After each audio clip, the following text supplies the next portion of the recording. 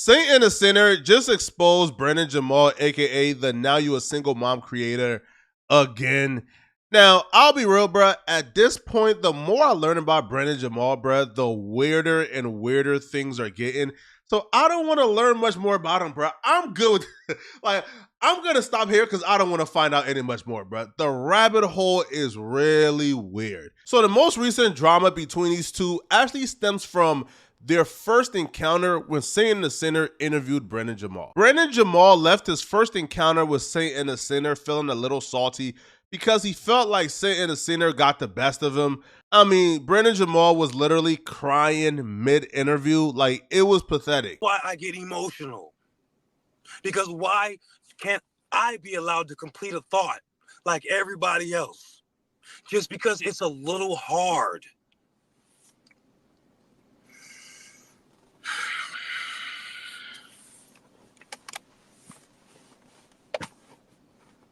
Speaking is difficult. I'm a stutterer too, but I don't feel like my stutter is the responsibility of other people.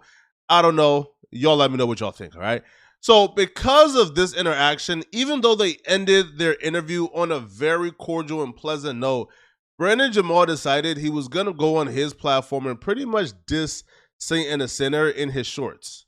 He posted clips from the interview titled Arrogant Podcaster, aka Saint and the Sinner, humbled by TikTok rapper, aka Brendan Jamal, sort of painting Saint and the Sinner in a light that's not really accurate of exactly what the interview was. They would let me complete my thoughts. That is my problem with us, my brother.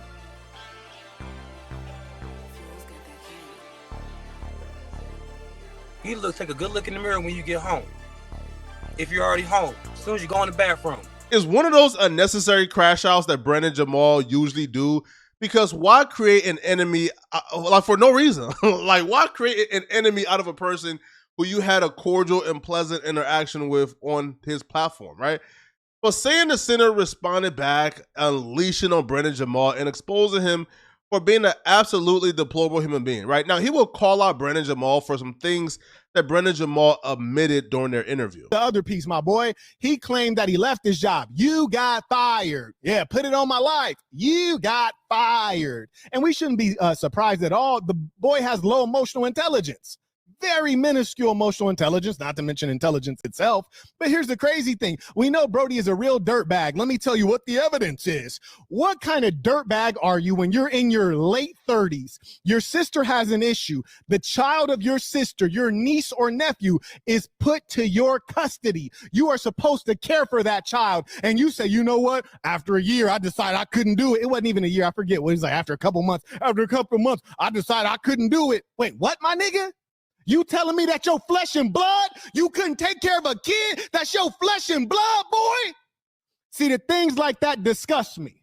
Yeah, it disgusts me. I wish somebody would knock your head off for that. And I'll tell you why. Because regardless of whose side you're on here, I feel like we can all agree on one thing, and one thing only probably, and that is giving up your niece and putting her back into the system in the state's custody while your sister is in jail just because you didn't want to do it anymore. It's some deplorable something.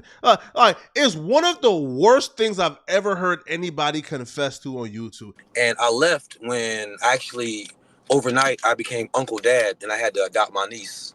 Because my sister lost her to the state because I'm not going to go into my sister's issues. Yeah, put her business out there. Yeah. So literally overnight I became Uncle Dad to a 4-year-old. Okay. So you basically stepped in for sis, and you're currently still raising that child? No. Unfortunately, I had to tap out after about 3 months. Okay. God was screaming to me that it wasn't my situation. God said no such thing. God didn't tell you to put that little girl back into the state custody, man. Yo, keep God out of your malarkey, homie. That is absolutely hard. Like, what type of human being are you? So rightfully so, the Saint and the Sinner called him out on it. Now, their beef didn't stop here, of course, right? They went back and forth. You know, they've dissed each other. But the Saint and the Sinner have taken it up a notch, right? He decided to interview Brendan Jamal's sister. Why do we have the pleasure of having you here today to chop it up with us? Who are you in relation to someone that we've had on the show before? Mr. Single Moms, Brandon Jamal is my brother. And I gotta clear the air, man. It's too loud now. During this interview with his sister, we learned a lot of things about Brendan Jamal. Some things were obvious, other things weren't so obvious, other things were just outright sick. Now, she starts off the interview by clarifying that the story Brendan Jamal told was a lie, right? So Brendan Jamal did a separate video where he claims, that he stepped in because the city took his sister and, he was being a good brother. But she would say that's partially true. She would say the state took her in because Brendan Jamal actually snitched on her, and the 3 months time frame that he claimed he had the kid wasn't true.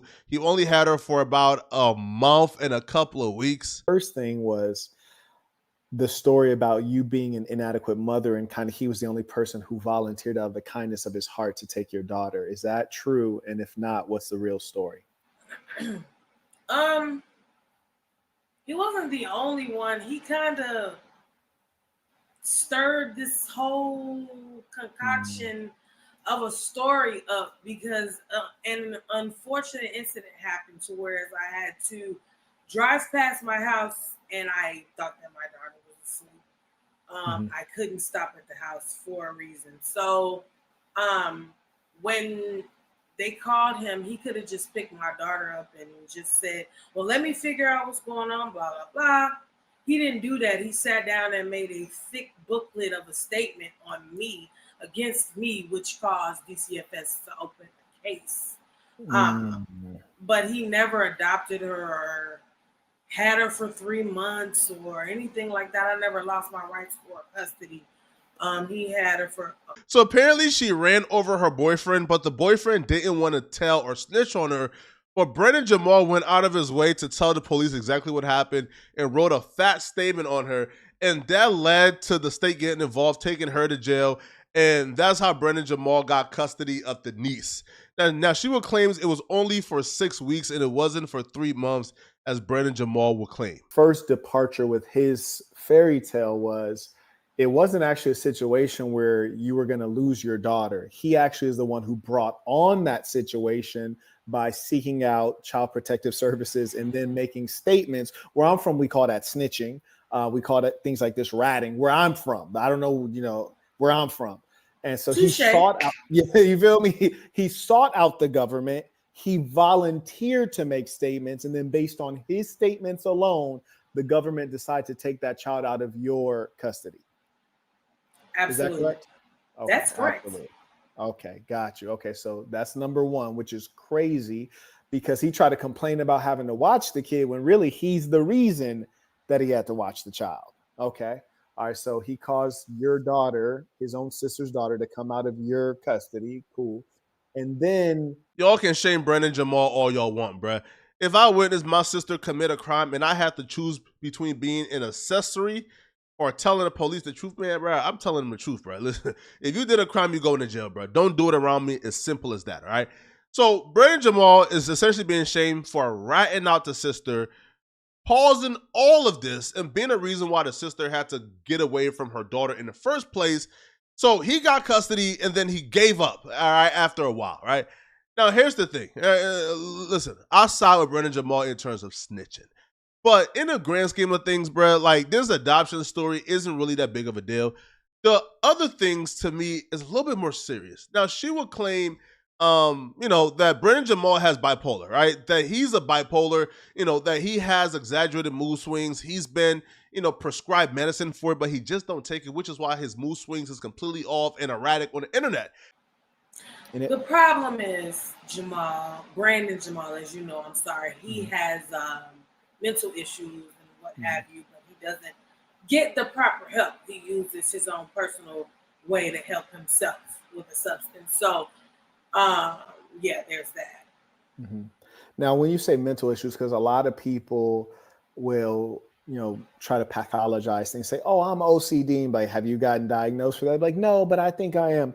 Now, are we talking about real mental issues or we're talking about No, I'm not talking about no OCD or no weirdness. I'm talking about documented facts. Okay. He just needs the proper help. Okay. Are we able to say what he was diagnosed with? Yeah, bipolar. Bipolar. Okay. And that makes Mhm. perfect sense because the kind I'm yelling at him like, because he and I don't share the same father. His father was on of drugs, and my father stepped up to the plate.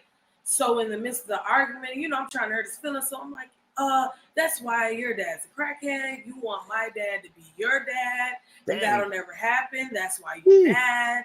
Eee. So as I'm talking, I'm just going off. He's rushed in the bathroom and tackled me over into the tub, and the shower curtain rod fell down over top of us. And he just started strangling me, just choking me out. And I'm like, oh, dear Jesus, I'm finna meet you today, baby. Because I ain't gonna make I was like, I ain't gonna make it, Lord. Please protect me. But I just was fighting. And I fought him off of me and stormed out in his room. And from that point, I knew I had to watch what I said. Because he could have killed me. She will follow that up by telling a very concerning story where Brennan Jamal was 16 years old. At the time, he was about like 230 pounds, a straight up athlete. She was about like 4'11", 120 pounds. So they was arguing back and forth. She was 13 years old. He was 16. And while having a normal argument that kids have, especially like step siblings or half siblings, he tried to strangle her in the bathroom tub. Like, he literally tried to murder his sister, according to her. I'm yelling at him like, because he and I don't share the same father. His father was on drugs, and my father stepped up to the plate. So in the midst of the argument, I'm trying to hurt his feelings. So I'm like, that's why your dad's a crackhead. You want my dad to be your dad, and that'll never happen. That's why you're mad. So as I'm talking, I'm just going off. He's rushed in the bathroom and tackled me over into the tub, and the shower curtain rod fell down over top of us. And he just started strangling me, just choking me out. And I'm like, oh, dear Jesus, I'm finna meet you today, baby. I ain't gonna make I was like, I ain't gonna make it, Lord. Please protect me. But I just was fighting. And I fought him off of me and stormed out in his room. And from that point, I knew I had to watch what I said. Because he could have killed me. I'm not saying Brennan Jamal needs to be on the watch list, man, but that man needs to be watched. But that's not even the most concerning part about this, right? It's not. Now listen, at 16 years old trying to strangle your sister in a bathroom tub, like, you deserve to be on a watch list for that alone. But that's not even the most concerning part. She would tell a story where she would claim that Brennan Jamal stood over her when they were kids. He was about 16. She was, again, 12, 11, 13. He stood over her, oiled and lathered up with an erection. Yeah. So, since we're talking about that, when I was about 13, it's late at night. I'm laying on the couch, got my cover on, watch TV, whatever I'm doing at that time. And Brandon, my brother, walks out of his room. Brandon Jamal. Brandon Jamal. He's oily he's oily, like with oil, and he just has his boxers on. And I look up, and he's got a heart on, and he's standing over me.